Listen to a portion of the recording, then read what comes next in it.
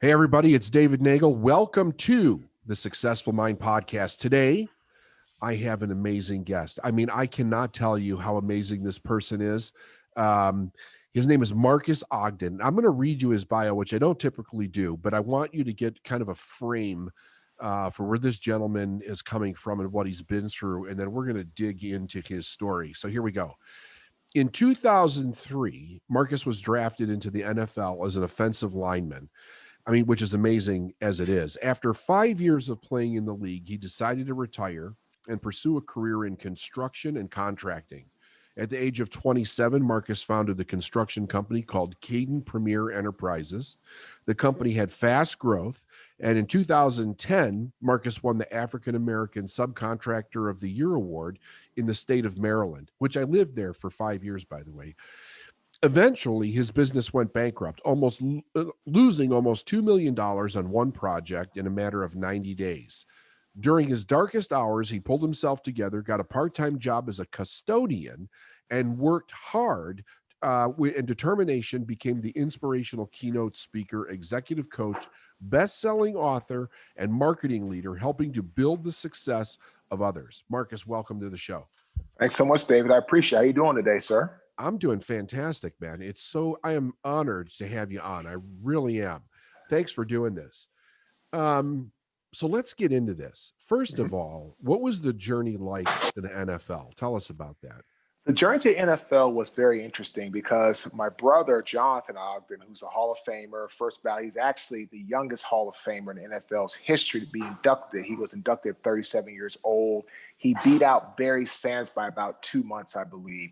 And he had 132 of 132 Division I scholarship offers. I went to St. John's, which is a humongously huge football program. There's actually a young guy who's actually right now playing with the Rams, who was drafted this year out of St. John's High School, who went to Alabama. This is a phenomenal league and phenomenal, athletes. And I got one scholarship offer to Howard University. That's it, because my coach messed up my transcript and everybody thought I was a junior when I was a senior. And I ended up finally getting the offer to Howard, where my dad went to school. Went to Howard and I played football. I'm just going to go be an investment banker. I'm going to follow my dad's footsteps. I'm not going to be an NFL athlete. I got one offer here. What's the real deal? So I got the offer and I went and I was a 4-year starter. And I ended up being drafted. I'm actually the first and only offensive lineman ever drafted from Howard University to the National Football League, which is absolutely amazing. I'm hoping that changes at some point, but it's kind of nice to have that as something to kind of just say that's kind of a cool little anecdote. And then I got to the NFL and I was drafted by Jack Del Rio, personal friend of the family, because I knew Jack when he was coaching with the Ravens. He was the linebacker coach, then became the D coordinator with the Panthers, and then he became the head coach of the Jaguars. And I was also drafted by James Shaq Harris, who was the first African American starting quarterback in the National Football League. It was like 1960 or 61 with the Buffalo Bills. And it was just amazing to be drafted, playing against some phenomenal guys like John Henderson and Marcus Stroud, to playing in the NFL for almost 6 years against some of the best. And that's what I loved about the game, Dave. It was the ability to go out and just play with your brothers, play with your bonded, guys in your locker room, go to war against other guys who were the best of the best, and go out there and just play the game and just let the chips fall where they may. There's no holding back. There's no point shaving. It's like, let's go do this. Let's go win. Let's go play the game. And so to me, the NFL was a really pivotal experience of just like really being the best of the best. And that's really how you mentioned earlier, how it translates to what I've done in my career now after the gridiron, because I learned so much from the gridiron about how to be a professional and be the best I could be. Right. Exactly. And like, you're living one of the, like, us guys, right? Like, everybody's got a dream to do something like that. Professional sports, it's so ingrained in our culture. It's like royalty in our country. And what a great achievement and a blessing to be able to do. So you're 5 years, right? 5 years you were in there. What happened? How did that end? I had a back injury. I went to the Titans after my father passed away. I was at the 5.5-year mark, going to that about to be 6th season, and my back just kind of gave out. And I said, I could try to rehab this or I can take a settlement and move on. And I realized that if I can't play the game at a high level, if I'm going to be thinking about it in my mind, is my back going to be okay? Am I going to give out? Am I going to be able to handle the bull rush? Am I going to be able to do what I need to do? Can I get the guy out of the hole? Can I down block? Can I double team with my tackle or with my tight end? Can I make things happen? If I'm not feeling my best, then I'm not going to perform my best. And once I made that realization, Dave, it was time to move on. Okay. So that's like the dreaded thing that so many people in professional sports worry about is the ultimate injury that's going to take them out and end the career. Yeah. Oh, absolutely. I saw yesterday, of course, on Sunday, Ronnie Staley. Now, thank goodness he got his big contract from the Ravens, Right. but he's out for the year with a high ankle sprain. And then look at Dak Prescott. He got a big 1-year deal franchise, but he doesn't have a long-term deal yet. But his leg it's just broke. I've seen more injuries like Nick Bosa, with San Fran out for the year. Greg Kittles was out for 8 weeks. Garoppolo's out for 6 weeks. They're dropping like flies, and it's so horrible because I believe this whole lack of training and all that type of stuff played a major role in this whole process. Yeah, well, go to basketball. You look at Kobe. Once he hurt that ankle, it was never the same again, right? It became a weak point. So it's interesting because it's such a great career to be able to have, but the body is not perfect, and once it starts going, now you've got a problem. So transition out of that, you come out and decide to go into construction contracting. How did that come about? I actually took a course when I was playing in the NFL, and I fell in love with development. I fell in love with real estate, but also, to be honest with you, I wanted to also make money, and I fell in love with the big check syndrome. And in construction, if you were lucky to get into the right spots, you could do very well financially. So I ended up doing that, took the course, and then I went to an event at Morgan State in Baltimore, Maryland, Okay. and Congressman Elijah Cummings, who passed away about maybe a year ago, was speaking. And I remember him saying, one of you could be the next large minority contractor in this industry. And you can actually sit at the table with the majority contractors and get an opportunity to do great things. And when I heard him say that, I was like, okay, why can't that be me? And that's what I did. I said, I'm going to go for it. And I went for it.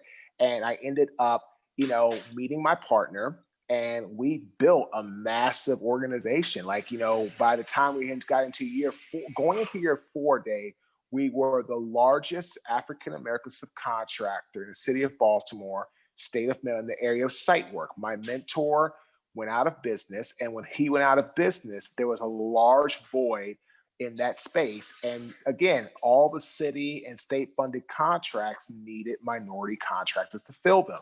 So they came to us. We had the team, we had the crew, we could bond our jobs, we had operations in place, and we did that, and we grew, and we became an 8-figure business, going into by the end of year 4. That's phenomenal growth right there. It is, but here's the problem though. The phenomenal explosive growth led to my demise because as the company grew, my ego grew right along with it. And as my ego grew, what happened is I became somebody that you couldn't speak to. I became somebody you couldn't talk to. I became somebody that if you tried to give him advice or input, didn't want to hear it. I became literally an individual who was mesmerized by his own success. And I tell people all the time today in business, don't get mesmerized by early success. Because as quick as you make money, you can lose it just as fast. It took me 5.5 years to build my empire, Dave. I lost it all in 90 days. And then when my best employee tried to give me some advice on what to do and how to avoid some mistakes, I didn't listen to him and I shunned him. That was on a Friday. He came in that following Monday with his 2-week resignation papers, put it in my hand, Dave. And then he ends up going to another job. And like he predicted, 6 months later, the company is bankrupt. I'm broke. My home foreclosed on. Both cars repossessed in the same day. And I literally, they went from a multimillionaire to having $400 to my name. That's it. In 90 days. 90 days. 90 days. Because I spent about $2.5 million on the project. And then that was between October and the end of December, going to the beginning of January. February, the bank denied our line extension because the contractor denied our change order because they shook my hand saying we were going to get paid, and they didn't pay us. And again, that's the problem with earthwork and site work. It's a heavy cash business. Yeah. I was paying truckers. I was paying stone. I was paying utilities. I was paying, my employees. I was on a wage scale job, $22 an hour. I was working 7 days a week, overtime. Like I was spending $100,000 a week in payroll. Easily. Yeah, and everybody's waiting for that. Like, we're not delivering unless we get paid. I was in the contracting business for a while. I know what that's like. So tell me, so this falls apart on you like almost overnight. Where's your mindset at this point? What are you thinking? My mindset was hoping and praying the bank was going to save us. And then in February, they made it known to us they were not going to save us. We had a potential deal on the table with a very high profile individual. His father was a big time politician and a big time, mover and shaker, actually within the country. But we were about to get the deal done. And then my partner did not tell them the truth about us having to deal with a lawsuit issue from an organization. Okay. And they knew it wasn't the truth from him. And once they left the office, that next day we get an email. Sorry, Arthur and Marques, we're gonna back out of the deal because Arthur was not being truthful with what was going on. As a result of that, that was it. And at that time, it was over. And I said, wow. So my mindset was just scrambling to figure out what to do next and how to get from A to B to C. Like I was just in total scramble mode.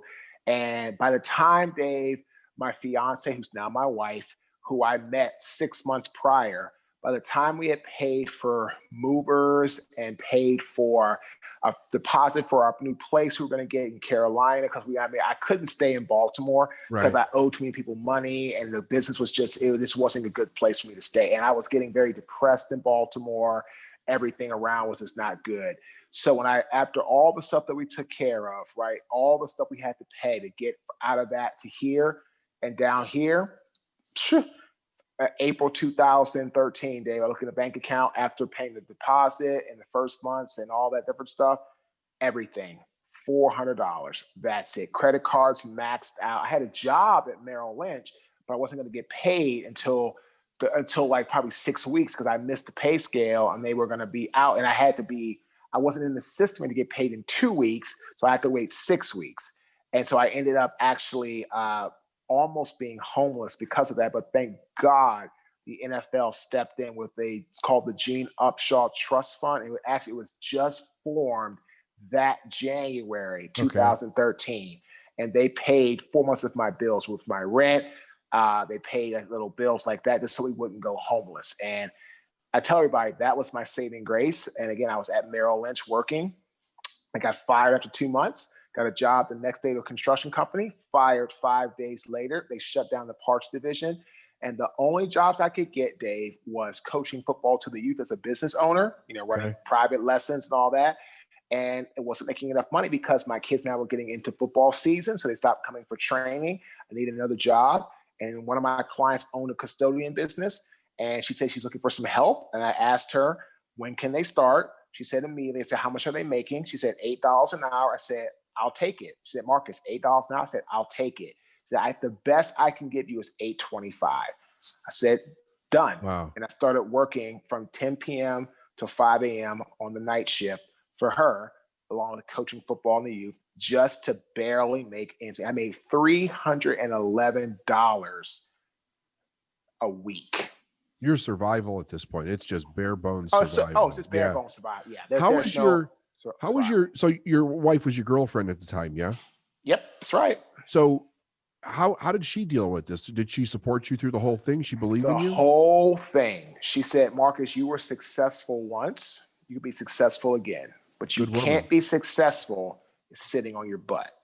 So she stayed with me the whole time. She dealt with everything, and she's been with me ever since. We've been together now 8 years. Yeah, we've been together 8 Congratulations. years. Yep, married 5.5. Great. That I love hearing that. That's fantastic. Yep. Congratulations on that. Yeah. So she's put up with a lot of my stuff, man. She's a great woman. She's puts up with my stuff, and yep. And so yeah, it's nice to be able to do things now where you feel you can really support the person versus before we're just trying to basically stay in scramble mode. Right. Okay, so now you're a custodian. What happens next? Because I often hear from people, the climb up from a fall is usually the hard one. Like when you hit the bottom, you got to get your mind right. You got to get over the guilt, the shame, looking down on yourself. What was this climb? First of all, how did you get the inspiration to climb back out of there? Well, my wife gave me the inspiration by saying, look, you had success. You can do it again. But she said, if you just sit around and wait for it to happen, it's never going to happen. So, really and truly, Dave, the custodian job, if I didn't have that job, I wouldn't be who I am today. Because on the custodian job, I had the pivotal moment where someone's trash, rotten meat, banana peel, spoiled milk at about 4:30 in the morning got on my bare skin, my body, and my clothes because I went to throw the trash out like I always do on my shift, and there was a rip on the front side of the bag, and I didn't see because it was pitch black 4:30 in the morning. Yeah. When I went to throw the trash out, I ended up throwing it, and then when I went to go in, pow! All the trash came back on me because that rip, and I didn't see it.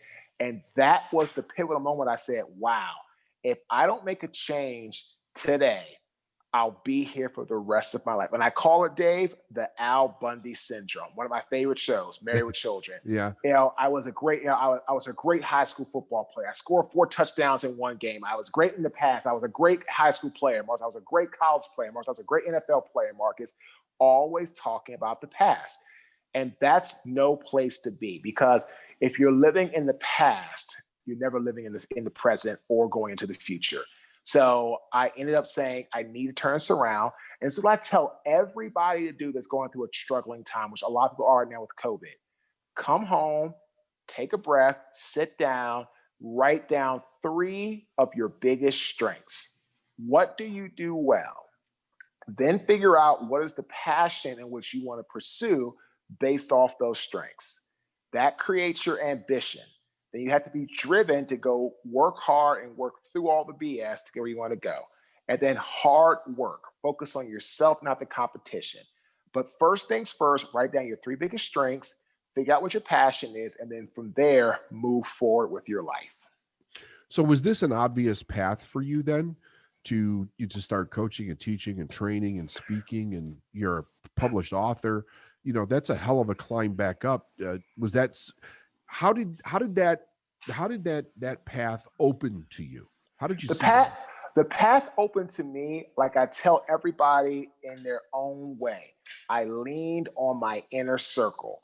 I told people that I was training their kids who were some high up affluent people in the Raleigh community, because I hadn't been there that long, what I wanted to do. Because they love me for working with their kids, they helped me. My first speaking job, of course, non-paid, was for the Raleigh Boys and Girls Club in downtown Raleigh, because one of my coaches from my camp worked there, got me with the CEO, and that's when I did that. My first non-paid Fortune 500 speaking job was for NetApp, because I trained the guy who was head of their healthcare for North Carolina.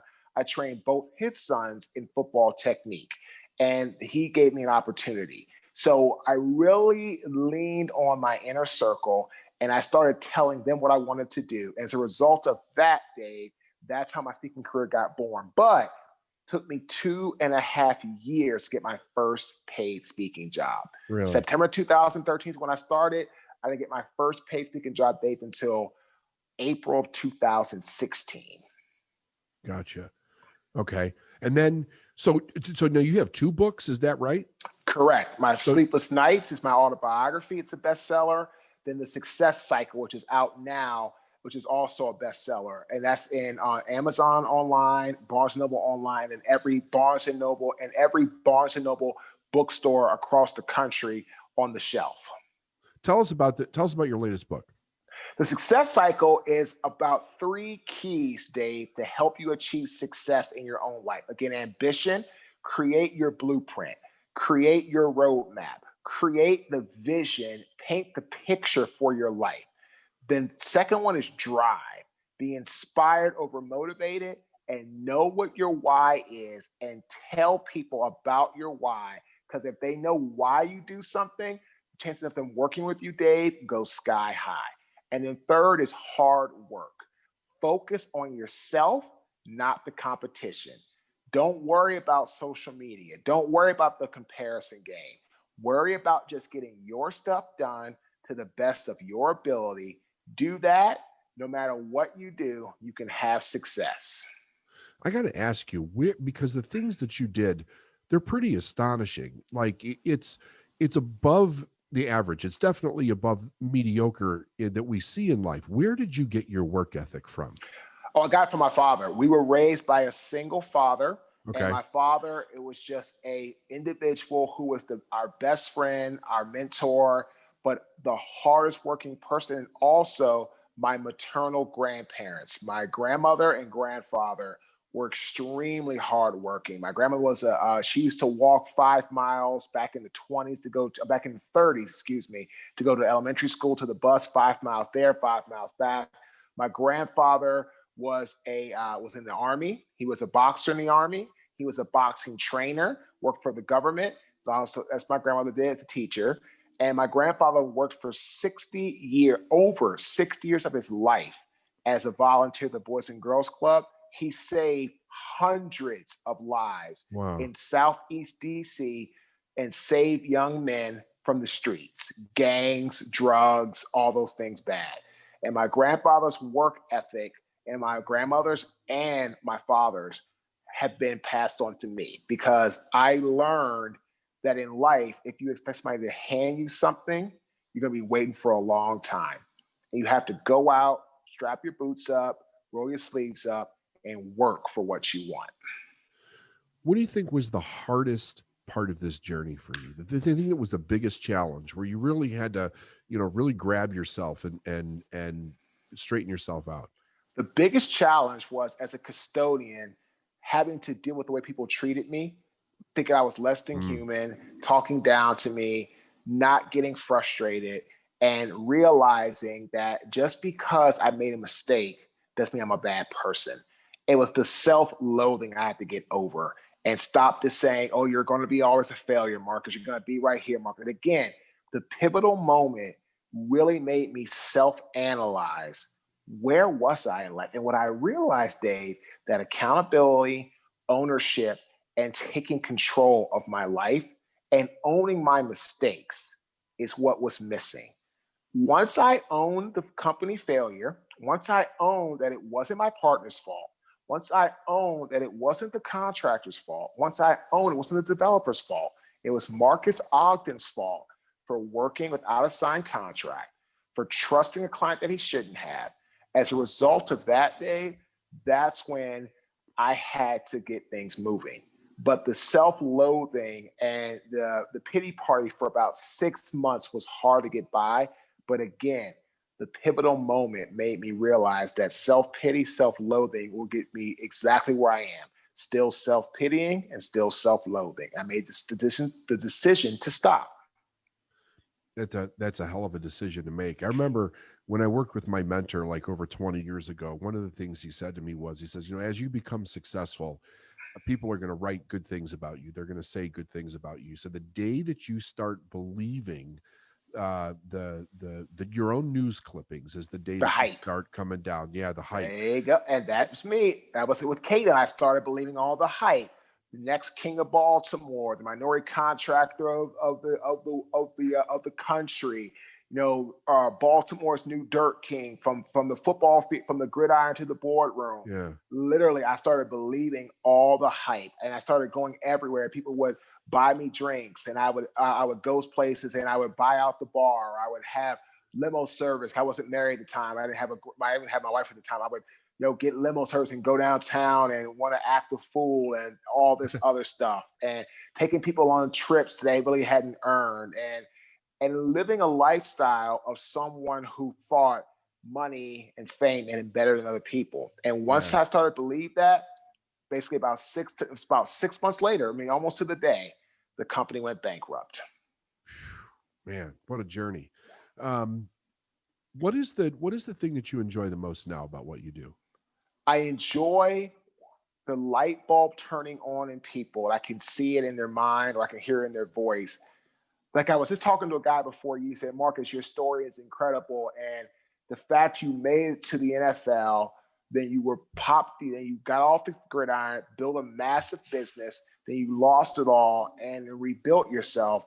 That's exactly the type of stuff that people need to see and hear. And as a result of that, I want to work with you as a speaker. We're just going to go through the logistics and get back to you no later than Thursday. And what I love is he sees that my story can turn the light bulb on, not just for him, but for his entire team. And that's what I love most about what I do now. It's not about just what knowledge I can pass to one person. It's how much knowledge can I give to the masses in the time I'm here. Because at the end of the day, it's all about how can you inspire and create a legacy for people so they can live their best life with you giving them what they don't have, which is your knowledge, your experience laid out on a silver platter in a simplistic form, David, they can understand. Right. Yeah, I agree with that totally. Where's Marques going next? What's on the horizon for you? So what I'm doing now, Dave, is I'm working on automating the business with a great guy out of Nevada, out of Las Vegas, Nevada. He actually lives not that far from my brother, and we're going to be launching our program. It's going to be going automated by the end of the year, so people can have access to us. I can create residual income for me and my family, and help more people with our message by really getting into the internet and doing the internet marketing in a strategic, very very polished fashion. Gotcha. Who is that in Vegas? Can I ask? Sure. It's Lux Savani Marketing. His name is Dakota Burford. Okay. He's worked with some humongous people. He's done some work with Grant Cardone before. Yeah. He's done some work with Jordan Belfort. He's done some work, with a lot of this amazing individuals who are very successful. And, he found me through LinkedIn, and we connected. And then when I found he lived next to my brother, I called my brother and asked him about it and said, yeah, Marques, I know who he is. He lives not that far from me. He's a young guy because he's only 30, very successful, great track record, great product. And I think it'd be a great match for you. And he's got a great system of how to really keep people engaged through the funnel so you can continue to move forward. 70% people fall off, Dave, of the funnel if the webinar is not good. Yeah. And he's done a lot of studying on that. So we're creating a masterful webinar. We're going to record it here in about a week. We're going to put it together. We're going to launch the funnel, and then we're going to really start doing our residual marketing through LinkedIn and Instagram and Facebook. But he knows how to do it. He has a great sales team. And so once I do the webinar, it can become an automated program to really run continuously and create residual income. That's awesome. Congratulations, man. That is That is so fantastic. It's so great to see another kindred soul out there that really gets off on helping people change lives and brings that, the inspirations. I mean, so many people today, they have trouble, but they don't ever turn their story around, and realize that there's a huge gift in the pain that they went through in life. So it's really great. It's really great to see you do that. Where can our listeners find out more about you? Sure. They can go to my website, Dave, www.marques, MARQUES, Ogden, OGDEN.com. And they can reach out to us. They can email us, Marques_Ogden@yahoo.com. There's a chat with me on our website. Chat with us, send us a chat. We'll get right back to you. We're very, very accessible, and we want people to be able to connect with us, and we want to create value because at the end of the day, that's what it's all about. How much value can you create for people in the time that you spend with them? If you can do that, Dave, then everybody wins. Love it. Thank you so much for being on here. I'm sure that our people will go and check you out. What would be, just give us one last thing, and then I'll let you get on with your day. Sure. I always ask people, can you give us one successful mind tip that a person could start with? Believe it before you see it. If you don't believe in yourself, if you don't believe to your core and your soul you deserve to succeed, nobody else will. Perfect. Thank you so much. Thanks for coming on the show. It was an honor to interview you. You're a great man. I wish you all the best in life. Thank you, Dave. Have a great day, my friend. You too. Bye now. Bye.